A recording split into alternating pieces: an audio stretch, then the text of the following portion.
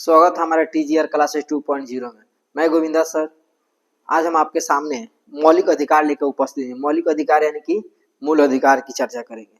मौलिक अधिकार मैं आपको बता दूं, भारत जब आजाद हुई थी तो उस समय हमारे मौलिक अधिकार 7 थे, लेकिन 44वें संविधान संशोधन 1978 में संपत्ति के अधिकार को हटाकर कानूनी अधिकार बना दिया गया, जो कि 300A के तहत रखा गया है।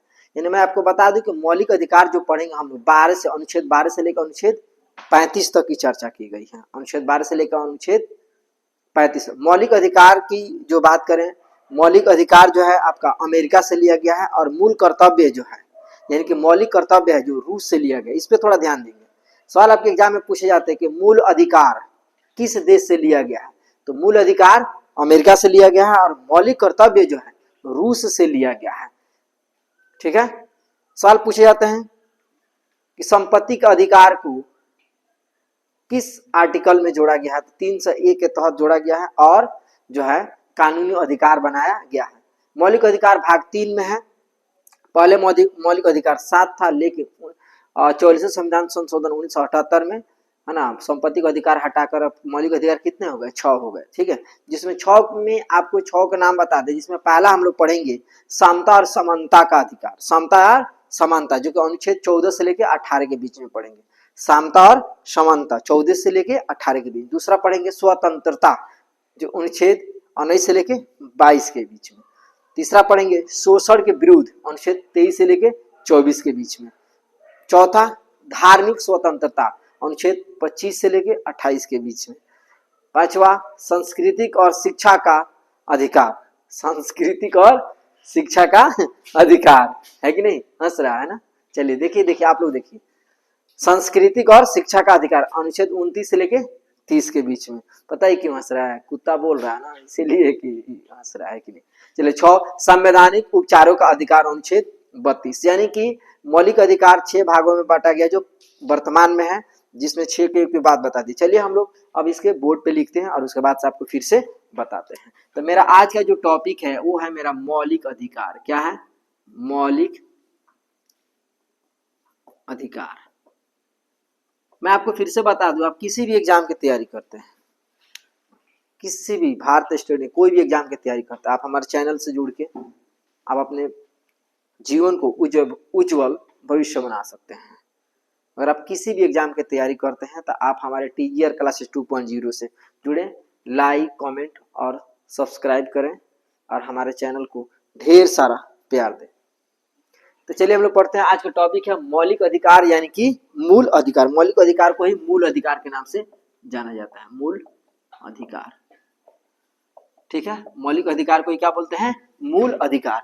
जो कि आपको बता दें, भारत में जो है ना, जब आजादी हुई थी तो उस आजादी होने के बाद से यानी कि 44वें संविधान संशोधन 1978 में संविधान जो है संपत्ति के अधिकार को क्या कर दिया? हटा दिया गया। यानी कि मौलिक अधिकार को भाग 3 में रखा गया है। कितना भाग में जी? भाग 3 में। याद रखिएगा, सवाल पूछा जाता है एग्जाम में कि मौलिक अधिकार को किस भाग में रखा गया, तो भाग 3 में रखा गया है। ठीक है। तो चलिए पहले कितना था? पहले मौलिक अधिकार कितना था? पहले 7 था। कितना था? 7। लेकिन वर्तमान में कितना है? तो वर्तमान में आपके कितने हो गए? 6। कितना हो गया? 6। अब 7 की बात करें तो संपत्ति के अधिकार, संपत्ति के अधिकार को 44वें संविधान संशोधन, 44वें संविधान संशोधन है ना 1978 में है ना, कानूनी अधिकार यानी 1978 में 300A, आर्टिकल 300A में कानूनी अधिकार बनाया गया। चलिए फिर से मैं बता दूं, यानी कि पहले आपका मौलिक अधिकार 7 था, लेकिन अब वर्तमान में कितना है? 6 है। अब 7 संपत्ति के अधिकार को 44वें संविधान संशोधन को हटा कितने 1978 में क्या कर दिया? हटाया गया और 301 के तहत कानूनी अधिकार को बनाया गया है। ठीक है। मैं आपको बता दूं मौलिक अधिकार जो है किस देश से लिया गया है। मौलिक अधिकार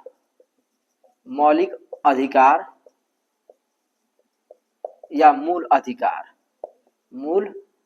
अधिकार तो आपको बता दो ये अमेरिका के संविधान से लिया, कहाँ से? अमेरिका।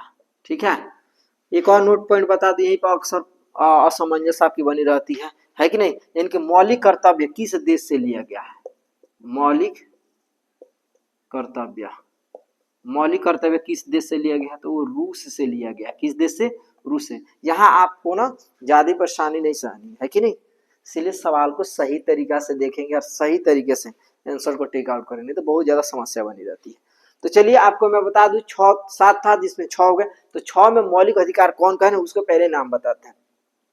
6 में जिसमें मैं आपको पहला बता दूं, समता या समानता, समता या समानता पढ़ेंगे अनुच्छेद 14 से लेके 18 सबके एक एक डिटेल्स पढ़ेंगे। पहले मैं आपको बता देता हूं कि हम लोग को पढ़ना क्या क्या है कि नहीं। दूसरा पढ़ेंगे स्वतंत्रता, स्वतंत्रता अनुच्छेद 19 से लेके 22 के बीच में पढ़ेंगे। ठीक है, तीसरा पढ़ेंगे शोषण के विरुद्ध, शोषण के विरुद्ध, शोषण के विरुद्ध। ठीक है, जो पढ़ेंगे अनुच्छेद 23 से लेके 24 के बीच में, अनुच्छेद 23 से किसके बीच में? 24 के बीच में। उसके बाद से हम चौथा पढ़ेंगे धार्मिक स्वतंत्रता। क्या पढ़ेंगे? धार्मिक, धार्मिक स्वतंत्रता। ठीक है, धार्मिक स्वतंत्रता पढ़ेंगे अनुच्छेद 25 से लेके 28 के बीच में। 25 से कहा 28, एक एक चीज हम लोग कवर करेंगे। समता समानता के अधिकार अनुच्छेद में यानी 14 से 18 के बीच, तो 14 में क्या है, 15 में क्या है, 16 में क्या है, 17 में क्या, 18 में, सारे चीजें एक एक करके हम लोग पढ़ेंगे, ये नहीं कि एक भी छूट जाएगा।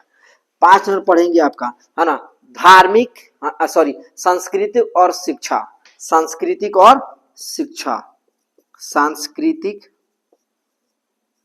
और शिक्षा जो पढ़ेंगे आपका 29 से किसके बीच में? 30 के बीच में। ठीक है, उसके बाद पढ़ेंगे 6 नंबर संवैधानिक, संवैधानिक है ना, संवैधानिक उपचारों का अधिकार। ठीक है, संवैधानिक उपचारों का अधिकार, संवैधानिक उपचारों का अधिकार अनुच्छेद 32 में। यही संवैधानिक उपचारों का अधिकार है जिसमें आपको हाई कोर्ट जो है, यानी कि हाई कोर्ट जो अनुच्छेद 32 के तहत 5 रीट जारी करता है, और सुप्रीम कोर्ट अनुच्छेद 226 के तहत 5 रीट जारी करता है, जिसमें बंदी प्रत्यक्षकरण है ना, प्रमादेश है, ये सब चीजें हम बताएंगे, एक एक करके बताएंगे। तो चलिए हमको आप फिर से जो है आपको बता दूं कि मौलिक अधिकार जो हम लोग आज पढ़ रहे हैं, मौलिक अधिकार यानी कि मूल अधिकार, मौलिक अधिकार जो है हम सबको भारतीय, तो हम सबको अपना मौलिक अधिकार के बारे में जानने का अधिकार है, हम लोग को जानना चाहिए कि हम लोग किस आर्टिकल के तहत बोलने की स्वतंत्रता है ना, लोक नियोजन की समानता है, या फिर कहीं पे है ना कितने वर्ष के बच्चे जो होते हैं है ना निःशुल्क शिक्षा ग्रहण कर सकते हैं, जैसे कि 0 से यानी कि 6 वर्ष से लेकर 14 वर्ष के बच्चे निःशुल्क शिक्षा ग्रहण 86वें संविधान संशोधन 2002 के तहत, है कि नहीं।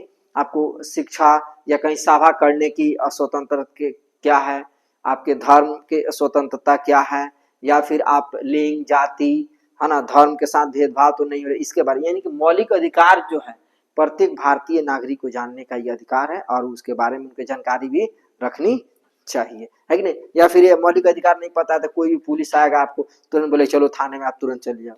मौलिक अधिकार आपको पूछने का अधिकार है कि किस जुर्म में आप मुझे ले जा रहे हैं, है कि नहीं। पुलिस का ये अधिकार है कि 24 घंटा के अंदर में मजिस्ट्रेट के सामने है ना उपस्थित कराएगा, ये नहीं थोड़े कि लेके गया दिन भर रखे रह गए, रात भर 5-5 दिन थाने में रख दे, तो ऐसा नहीं, ये सारे आपके अधिकार जानने की जरूरत है। जिसमें हम लोग पढ़ेंगे पहला समता या समानता का अधिकार। चलिए इसको मिटा दे तो उसका फ्रेश तरीके से पूरा बढ़िया से लिखते हैं, है कि नहीं। मिटाने वाला का है कि नहीं, दीजिए मिटा दे इसको, स्क्रीनशॉट लेना है ले लीजिए। चलिए मिटा देते हैं इसको।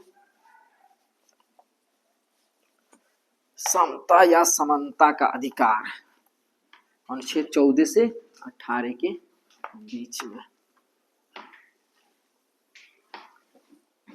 चलिए हम पढ़ेंगे, और हम लोग पढ़ेंगे क्या चीज, जो 1 नंबर आपका था जिसमें अनुच्छेद हम लोग पढ़ेंगे क्या चीज, 14, यानी अनुच्छेद 14 पढ़ेंगे समता या समानता का अधिकार। यही था ना मेरा टॉपिक, है कि नहीं? इसमें पढ़ते क्या 14 से लेके 18 के बीच में। तो अनुच्छेद स्पेशल जो है हम 14 की बात कर रहे हैं कि 14 में क्या है। अनुच्छेद 14, तो आपको 14 की बता दें कि विधि के समक्ष समानता, यानी कानून सबके लिए एक बराबर है, चाहे भारत में कोई भी नागरिक क्यों ना हो, कानून सबके लिए एक बराबर है ना। तो 14 में दिया गया है कि विधि के समक्ष, है ना, समक्ष, है ना, समानता। ठीक है, कानून क्या है? सबके लिए बराबर। अनुच्छेद 14 क्या कहता है कि भारत के प्रत्येक नागरिक के लिए कानून एक बराबर है, चाहे कोई भी अधिकारी हो या कोई भी व्यक्ति है। ठीक है, आपका 15वां कहता है, अनुच्छेद 15 कहता है धर्म, जाति, लिंग, है ना, या जन्म स्थान में भेद भाव पर क्या चीज? रोक। यानी कि अगर अनुच्छेद 15 कहता है कि कोई भी व्यक्ति आपके जाति के साथ भेदभाव करता है, या आपके धर्म के साथ भेदभाव करता है, या लिंग के साथ भेदभाव करता है, यानी कहने मतलब है कि आप ये महिला हैं, आप पुरुष हैं, आप या इस जाति से आते हैं, तो इस प्रकार से कोई भेदभाव, या जन्म स्थान के तुम यहाँ के हो, यहाँ क्यों आ गए, इस प्रकार से भेदभाव करता है, तो अनुच्छेद 15 के तहत क्या है? इसमें दिया गया है कि इस पर रोक लगाई गई है। ठीक है, उसके बाद आपको बता दें अनुच्छेद 16 लोक नियोजन, लोक, है ना, लोक नियोजन। लोक नियोजन का मतलब समझ रहे हैं? जाति चुनाव, लोक नियोजन में अवसर, है ना, यानी कि भारत के कोई व्यक्ति क्या सकता है? चुनाव लड़ सकता है। ठीक है, उसके बाद आपको बता दें 17 में आपका है अस्पृश्यता का अंत, यानी कि छुआछूत भेदभाव का अंत। अस्पृश्यता का अंत, यानी कि क्या बोल रहा है? तो छुआछूत का अंत, यानी कि कोई व्यक्ति ना तो छुआछूत भेदभाव का, आप इस जाति से हैं, चाहे ये है वो, इस प्रकार से क्या? छुआछूत का अंत। और 18 में है उपाधियों का अंत। ठीक है, उपाधियों का अंत। उपाधि का मतलब हो गया ना, उपाधि का अंत का मतलब हो गया जैसे ना कोई भी व्यक्ति अपने नाम के पीछे अर्जुन पुरस्कार, भारत रत्न या वीरता पुरस्कार ऐसे करके वो नहीं लगा सकता है, याद रखिएगा। चलिए, मैं इससे पहले मैं आपको मन में एक प्रश्न आएगा कि सर अनुच्छेद 12 से लेकर 35 के बीच में जो है, वो सॉरी मैं तो लिखे ही नहीं है। चलो, मौलिक अधिकार कहाँ से पढ़ेंगे? तो अनुच्छेद 12 से लेकर कहाँ तक? 35 के बीच में। अनुच्छेद 12 से लेकर 35 के बीच में, जो कि 14 से लेकर 18 के बीच में। तो फिर आपके मन में आएगा प्रश्न कि सर अनुच्छेद जो है 12 क्या कहता है? अनुच्छेद 12 क्या कहता है? तो देखिए, अनुच्छेद 12 कहता है राज्य की परिभाषा। पूछता है कि किस आर्टिकल में राज्य की परिभाषा की चर्चा की गई है? तो अनुच्छेद 12 में। ठीक है, राज्य की परिभाषा, राज्य की परिभाषा, याद रखिए किसमें बातें की गई? तो अनुच्छेद 12 में। और 13 में क्या कह रहा है ना, यानी कि केंद्र सरकार या राज्य सरकार कोई भी ऐसे कानून बनाए जो कि, है ना, भाग 3 में यानी मौलिक अधिकार के अगर हनन करता है, तो उस पे ये अनुच्छेद 13 क्या करता है? उसको शून्य कर देगा, यानी उसको समाप्त कर देगा। यानी कहता है कि केंद्र सरकार या राज्य सरकार कोई भी कानून बनाए, है ना, जिस पर है ना मौलिक अधिकार का हनन हो तो अनुच्छेद 13 क्या करता है? उसको शून्य कर देता है। क्या करता है? शून्य कर देता है, यानी कि उसको समाप्त कर देता है। याद रखिएगा, हम मौलिक अधिकार अनुच्छेद 12 से लेकर 35 के बीच में पढ़ रहे हैं, जिसमें 12 की आपको बात कर दी है, राज्य की परिभाषा की चर्चा की गई है।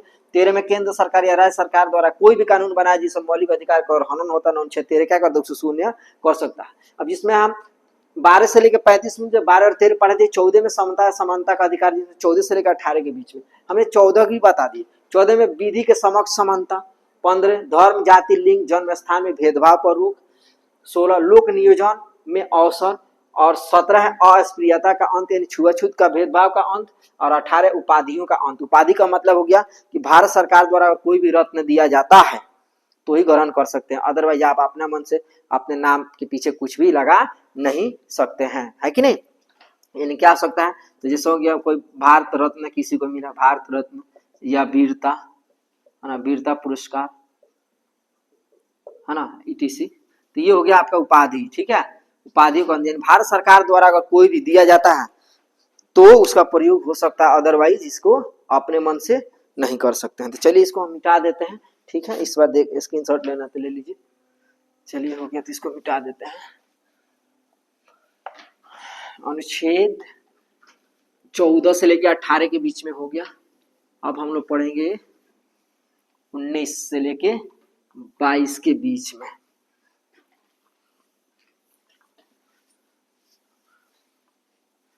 चलिए अनुच्छेद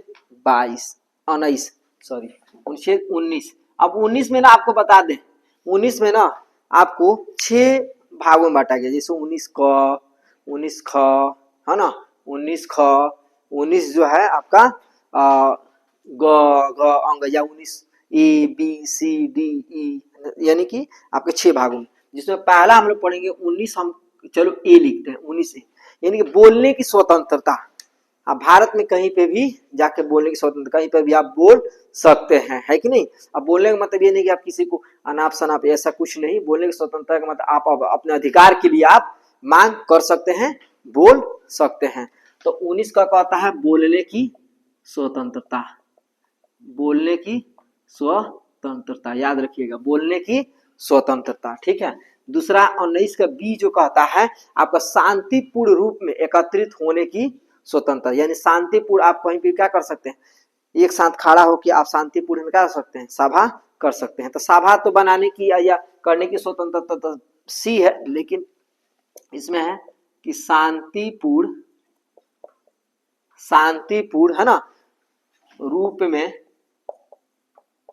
एकत्रित है ना होना, है ना, एकत्रित होना, है ना। उसके बाद सी की बात करें, सभा या समूह बनाने की स्वतंत्रता। ठीक है, सभा या, अब शांतिपूर्ण रूप में एकत्रित होने का मतलब है कि आप कोई नुकसान नहीं कर सकते, तोड़ फोड़ या अन्य प्रकार के आप उपद्रवी जैसा कार्य नहीं कर। शांतिपूर्ण का मतलब है कि आप शांतिपूर्ण जाएं, आपको जो सरकार द्वारा मांग करनी है या जो भी आपको परेशानी है, आप शांतिपूर्ण से आप वहां अपना क्या कर सकते, इकट्ठा होकर आप मांग कर सकते हैं। तो तीसरा हो गया कि सभा या समूह बनाने की स्वतंत्रता। सभा आप कर सकते हैं कहीं पे भी सरकार से, जिस जिला में या जहां पे आपको सभा करना, वहां से जिला के द्वारा क्या कर सकते हैं, आप अपना आवेदन दे के वहां से मांग, अपना आवेदन दे के और वहां से आप क्या कर सकते हैं, पत्र पे साइन करा के आप शांति से क्या कर सकते हैं, सभा या समूह का गठन कर सकते हैं, है कि नहीं। सभा या समूह बनाने की स्वतंत्रता।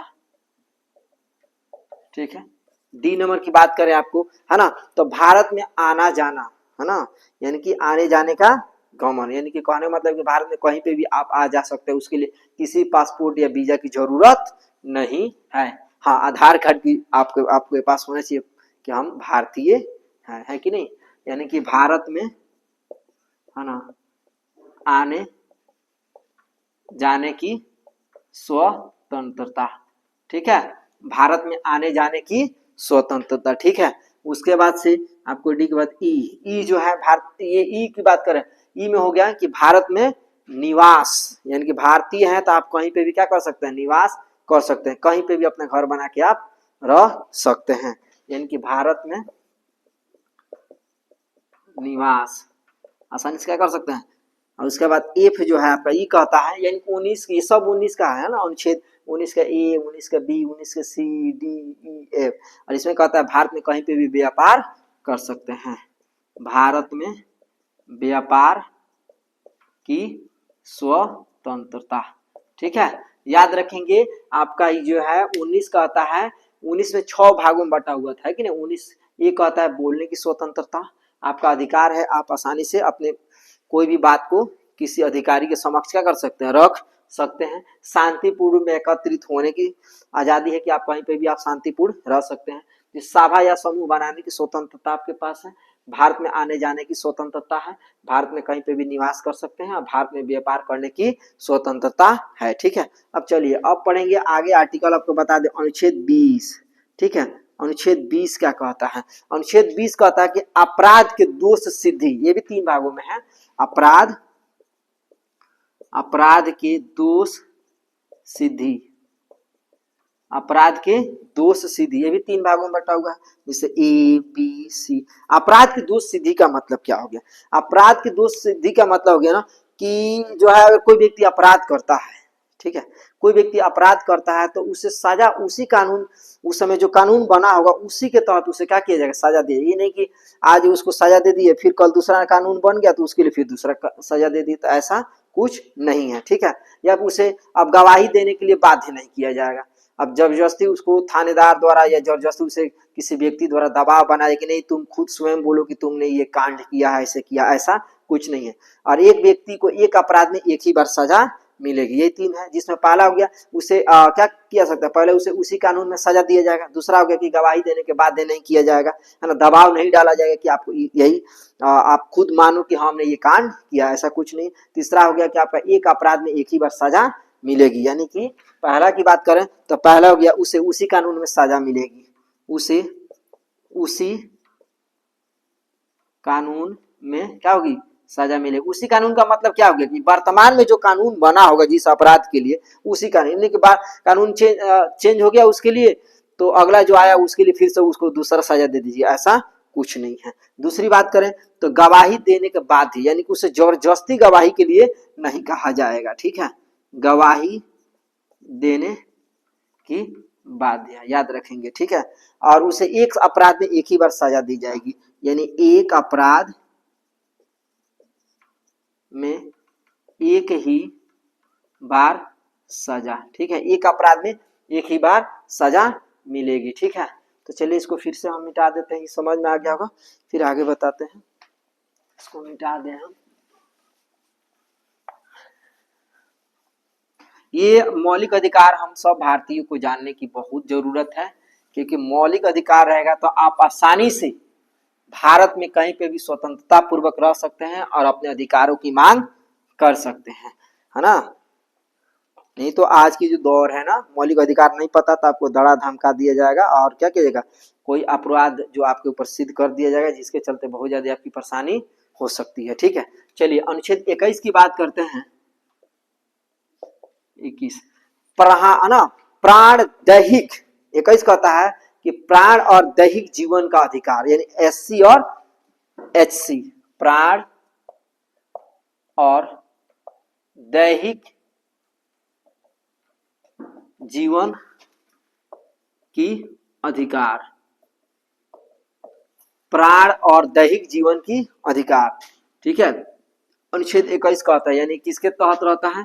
तो SC और SC, यानी सुप्रीम कोर्ट और हाई कोर्ट। ठीक है, प्राण दैहिक और जीवन की अधिकार। ठीक है, चलिए अब 21A में आपको दिया हुआ है, 21A में कि 14 से यानी 6 से 14 वर्ष के बच्चे को निःशुल्क शिक्षा की व्यवस्था। सवाल पूछा जाता है एग्जाम में कि किस आर्टिकल के तहत बच्चे 6 से 14 वर्ष के बच्चे को निःशुल्क शिक्षा की व्यवस्था है? तो 21A के तहत ये बोला गया है कि 6 से 14 वर्ष के बच्चे को निःशुल्क शिक्षा की व्यवस्था है, जो कि 86वें संविधान संशोधन 2002 में ये लागू की गई है। यानी कि 6 से 14 वर्ष के बच्चे को निःशुल्क शिक्षा की व्यवस्था, निःशुल्क शिक्षा की व्यवस्था। तो इसको नोट पॉइंट बता दें, आखिर ये कब से लागू हुआ है? तो आपको बता दें 44वें, है ना, ये आपका लागू कब से हुआ है? तो ये हुआ, सॉरी 44 बोल रहे, 86 में, है ना, संविधान संशोधन 2002 में लागू हुआ है, इसको याद रखेंगे। 86वें संविधान संशोधन 2002 में ये लागू हुआ, ये नहीं कि भूल जाइएगा, है कि नहीं। चलिए अनुच्छेद 22 की बात करें तो अनुच्छेद 22 में, तो ये आपका अनुच्छेद 22 कहता है ना कि गिरफ्तारी के संरक्षण, क्या चीज? गिरफ्तारी के संरक्षण, ठीक है, गिरफ्तारी की। देखिए ये चीजें आपकी जानकारी रखनी चाहिए। अक्सर पुलिस आते हैं तुरंत चलो चलो तुम्हारे ऊपर आरोप है ये है, आप तुरंत लेके चले जाता, आप डरे समय रहता, आपको पता नहीं रहता, तुरंत आपको लेके चला जाता। और आपको नहीं पता रहता तो आपको 2-3 दिन तक आपको थाने में रख दिया जाता है और आपके साथ बुरा बर्ताव भी किया जाता है। तो आपको ये अधिकार जानने की जरूरत है कि अगर वो आपको गिरफ्तार करने आते हैं तो सबसे पहला काम है कि आपको कारण पूछना है कि हमारी गलती क्या है। आपको कारण पूछना है, उनसे लीगल नोटिस मांगनी है, पढ़नी है कि भाई गिरफ्तारी अरेस्ट वारंट है तो हमको दिखाइए, है ना, कि किस जुर्म में आप मुझे ले चल रहे हैं, है कि नहीं। उसके बाद आप अगर सिद्ध हैं तो आप आपके खिलाफ अगर हैं तो आप थाने में जा सकते हैं। उसके बाद से वो 24 घंटा के अंदर में मजिस्ट्रेट के सामने उनको है ना उपस्थित किया जाएगा, आने जाने के समय छोड़कर। अब ऐसा थोड़े कि कोई बिहार का कोई व्यक्ति है, दिल्ली बम्बे चला गया है अपराध करके, अब पुलिस बिहार से गई वहां पकड़ के लेके आई, अब उसको लाने में ही ज्यादा समय 24 घंटा से ज्यादा लग जाएगा, तो वो 24 घंटा नहीं जोड़ा जाएगा। उसको लेके आने जाने को समय छोड़कर जो समय गिरफ्तारी से वहां से उसके बाद समक्ष उसको उपस्थित किया जाएगा मजिस्ट्रेट के सामने, वो समय जोड़ा जाता है। यानी कि ले जाने और ले आने का समय छोड़कर, है ना, जो समय बचा उसी के तहत क्या किया जाता है कि उसको 24 घंटा जोड़ा जाता है ना। और तीसरा के मन पसंद वकील रखने का, यानी कि देखिए इसमें 3 चीजें, 22 में गिरफ्तारी समाचार 3 चीज। पहला हो गया कारण पूछेंगे किस जुर्म में आप मुझे गिरफ्तार कर रहे हैं। दूसरा हो गया कि 24 घंटे के अंदर मजिस्ट्रेट के सामने, है ना, उपस्थित रखेंगे, है ना। तीसरा हो कि मन पसंद वकील रखने की अनुमति है कि नहीं। ये 3 चीजें जो है, कोई भी आपको पुलिस अधिकारी आपको नहीं कह सकते आप इस वकील को मत रखो उसको रखो, नहीं, आपको जो मन में आज जिसको भी आप चाहें तो उससे आप बोल सकते हैं कि आप मेरा केस लड़िए, है कि नहीं। तो आप इसमें स्वतंत्रता है, मौलिक अधिकार के तहत आप बोल सकते हैं। अगर कोई भी जो है अगर पुलिस अधिकारी ऐसे रोकता है तो आप मौलिक अधिकार का क्या हो रहा है, आपका हनन हो रहा है, तुरंत आप क्या कर सकते हैं, सुप्रीम कोर्ट या हाई कोर्ट के दरवाजे आप खटखटा सकते हैं कि हमारे साथ ऐसा हो रहा है कि नहीं। तो चलिए पहला बात करूं तो यानी कि ये नंबर हो गया कि कारण पूछना, है ना, गिरफ्तारी के कारण, है ना, चलो लिख देते हैं गिरफ्तारी के कारण पूछना, है कि नहीं, कि गिरफ्तारी के कारण किस जुर्म, है कि नहीं, किस जुर्म में आप मुझे गिरफ्तार कर रहे हैं, है कि नहीं, है ना। दूसरी बात आपको बता दूं 24 घंटे के अंदर उपस्थित करना मजिस्ट्रेट के सामने, 24 घंटे में, है ना, 24 घंटे के अंदर में, है ना, मजिस्ट्रेट यानी वरीय मजिस्ट्रेट अधिकारी के सामने उपस्थित करना, ठीक है। और तीसरा हो गया आपका मन पसंद वकील रखने की स्वतंत्रता, ठीक है, भूलना नहीं है, मन पसंद वकील रखने की स्वतंत्रता, ठीक है। चलिए आगे अब हम पढ़ते हैं, ये हो गया 19 से लेके 22। अब हम लोग पढ़ेंगे तीसरा यानी कि शोषण के विरुद्ध, यानी अनुच्छेद 23 और 24 शोषण के विरुद्ध, ठीक है। चलिए शोषण के विरुद्ध, शोषण के विरुद्ध की बात करें अनुच्छेद 23 से लेकर कहा 24 तक। तो चलो अनुच्छेद 23 क्या कहता है, ठीक है। अनुच्छेद 23 की शोषण की बात करें तो मानव व्यापार पर रोक, मानव व्यापार पर रोक, मानव व्यापार पर रोक, ठीक है। 24 कहता है 14 वर्ष से कम बच्चे को, 14 वर्ष से कम उम्र के बच्चे को क्या कर सकते हैं, किसी भी, है ना, कंपनी में आप कार्य नहीं करा सकते हैं, है ना। यानी कि 14 वर्ष से कम उम्र के बच्चे को, है ना, किसी कारखाने में काम, है ना, कराने पर रोक, ठीक है। अगर कोई भी व्यक्ति 14 वर्ष से कम उम्र के बच्चे को अगर, है ना, अगर जबरदस्ती किसी कारखाने में काम कराता है तो समझ लीजिए उसका मौलिक अधिकार का क्या हो रहा है, हनन हो रहा है, और वो क्या कर सकता है, इसके लिए आर्टिकल 24 का प्रयोग करके उससे वो वंचित हो सकता है, ठीक है। तो चलिए इसको हम मिटा देते हैं, स्क्रीनशॉट ले लीजिए, ठीक है। पूरी डीप बता रहे हैं, पहले बता रहे हैं, ठीक है। अच्छे से पढ़ाई करनी है और बेहतर रिजल्ट लाने का प्रयास करने की, जल्दी से जल्दी आपको किसी भी एग्जाम की अगर आप तैयारी कर रहे हैं तो आपको वर्दी प्राप्त हो जाए और मुझे बेहद खुशी होगी, है कि नहीं।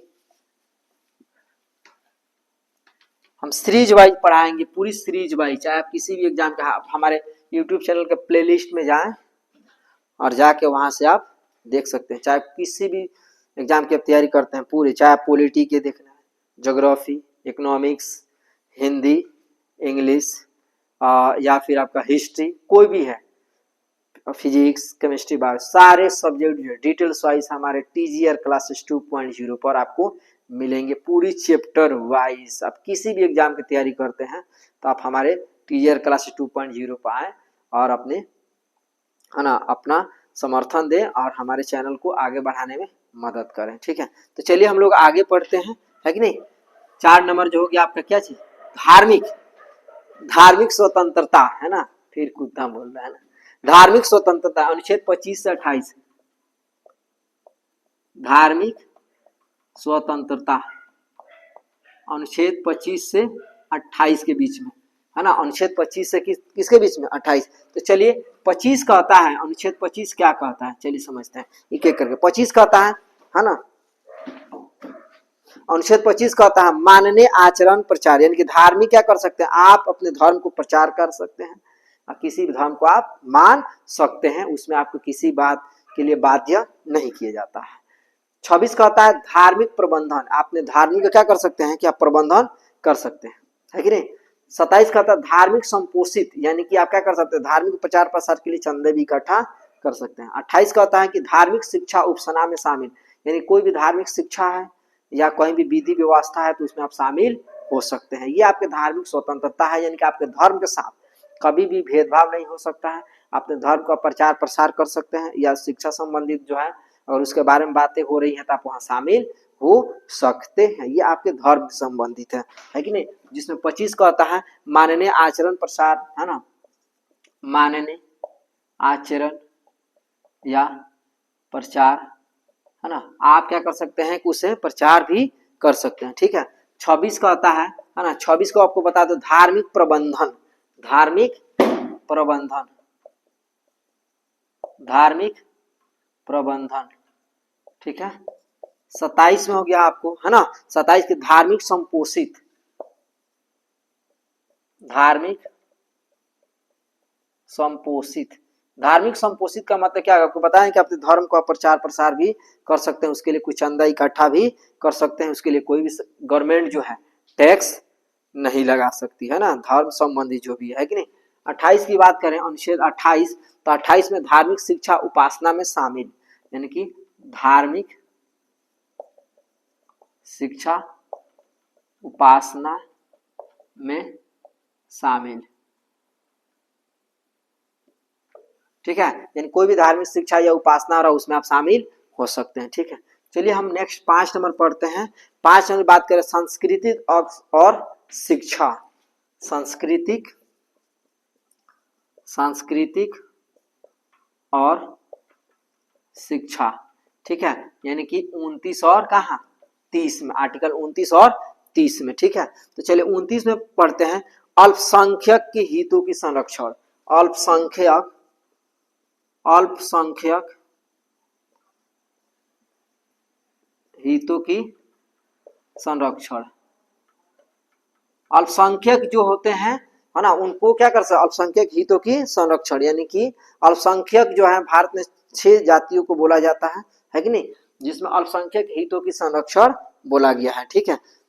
30 कहता है, आपको 30 बता दें, 30 कहता है शिक्षा संरक्षण, यानी कि क्या कर सकते हैं कि अल्पसंख्यक जो जाति के होते हैं अपने शिक्षा संरक्षण, यानी कि अपने धर्म को क्या कर सकते हैं, प्रचार प्रसार कर सकते हैं, शिक्षा संरक्षण, ठीक है, अपने धर्म का क्या कर सकते हैं, प्रचार प्रसार कर सकते हैं, ठीक है।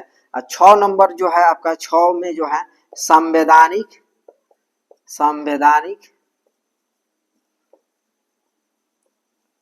अधिकारों, है ना, संवैधानिक अधिकारों, है ना, अधिकारों का उपचार, ठीक है, जो कि अनुच्छेद क्या था 32, चलो संवैधानिक अधिकारों का उपचार की बात करें। संवैधानिक अधिकारों का उपचार जो है, आपको शुरू में ही मैंने बोला था कि एससी यानी सुप्रीम कोर्ट अनुच्छेद 32 के तहत यानी कि संवैधानिक अधिकारों का उपचार, यानी कि अगर कोई भी व्यक्ति आपके साथ किसी भी कोई आपको सभा न करने देता है, या आपके साथ जाति धर्म के साथ भेदभाव करता है, या आपके धार्मिक स्वतंत्रता के खिलाफ करता है, कुछ भी बोलता है, या रोजगार संबंधित कुछ भी बोलता है ना, या फिर किसी प्रशासन द्वारा जो है आपकी गिरफ्तारी के लिए गवाही के लिए बाध्य किया जाता है, या मनपसंद वकील, तो उसके लिए आप संवैधानिक अधिकारों को उपचार जो अनुच्छेद 32 के तहत, अनुच्छेद 32 को सुप्रीम कोर्ट 5 रीट जारी करता है। कितना?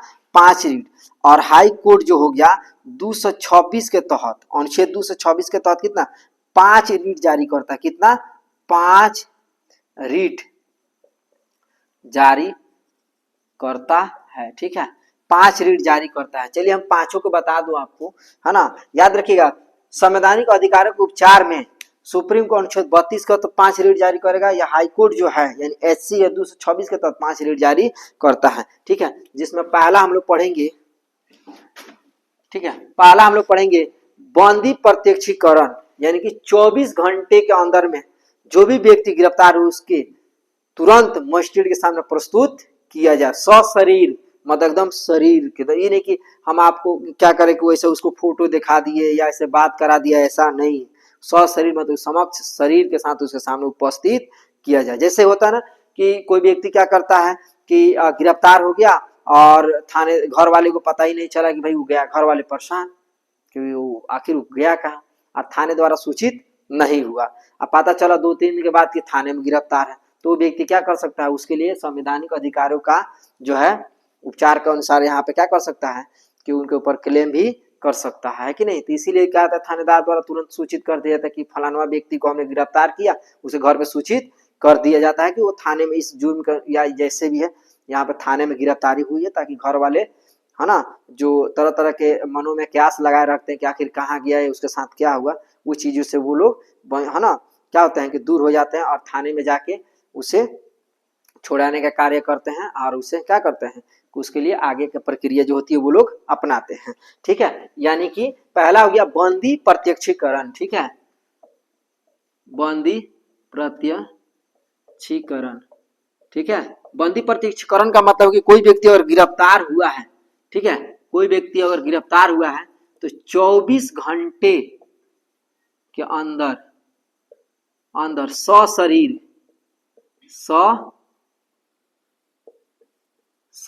उपस्थित, किसके सामने? मजिस्ट्रेट के सामने उपस्थित करना है, सशरीर पूरा दम। ठीक है, दूसरी बात करें तो परमादेश, यानी कि दूसरा क्या करता है, सुप्रीम कोर्ट या हाई कोर्ट क्या रीड करता है? दूसरा परमादेश। परमादेश यानी कि आदेश देता है कि अधिकारी को अपने कर्तव्य का पालन सही तरीके से करें। ठीक है, कर्तव्य यानी कि कर्तव्य